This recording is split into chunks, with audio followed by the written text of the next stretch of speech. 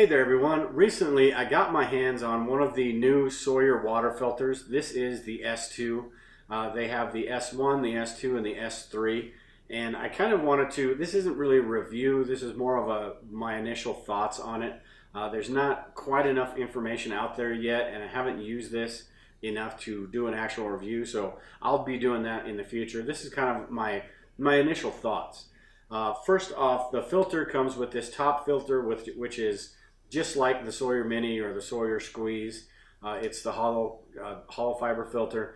And then it comes with this foam inside this flexible bottle that filters out chemicals and viruses and all of that stuff. Kind of a second layer to it, which is pretty neat. And that's why I kind of was interested in this, because in an urban or suburban environment, there might be city parks, there might be lakes and streams where they do a lot of landscaping, stuff like that. So you may be worried about pesticides and chemicals and all of that. And in an urban environment, there just aren't a lot of filters for that situation. So this was pretty cool to me. Like I said, it comes in 3 different models, the S1, S2, and S3. The S1 filters out bacteria, protozoa, chemicals, and pesticides, and also improves the taste and odor. And it's good for 1,600 uses, meaning you can fill this 1,600 times and use it until it starts to either not be any good or lose its effectiveness. The S2, which is this one, also removes viruses along with the bacteria, protozoa, chemicals, and pesticides. And this has 800 uses.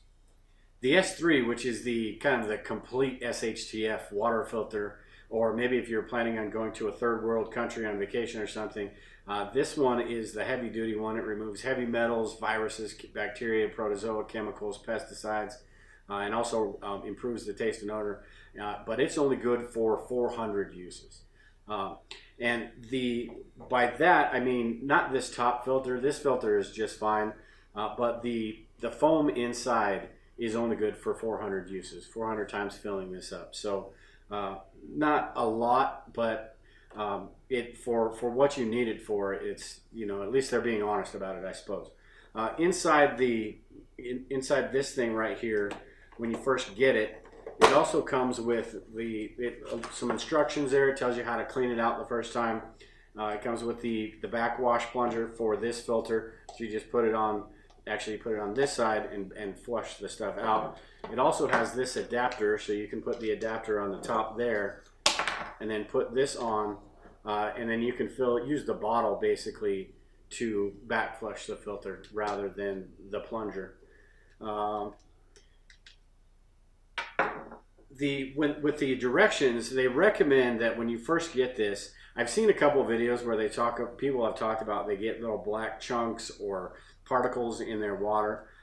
In the directions there, they recommend you fill it halfway. You put the filter on the top, and then you squish that water around, and then you completely empty it out.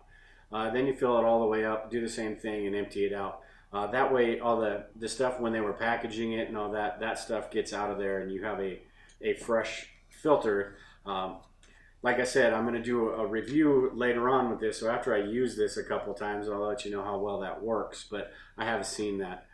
But other than that, it's pretty basic. They do recommend you don't take this black piece off, and it's got a screen or a piece of plastic in there with a few little holes in it. That way the big chunks aren't going to get in here and muck things up. You can take this off to get that piece out, or say you've got a big rock or something in there. As you dip this into the stream to fill it up, you get rocks or something in there you can't get out. You can't take it off. They just recommend you don't, because it's kind of a pain to get it on with that proper seal. That way, when you're squishing it around to get that water to go through the foam in there, you're not leaking out dirty water contaminating your clean water or anything.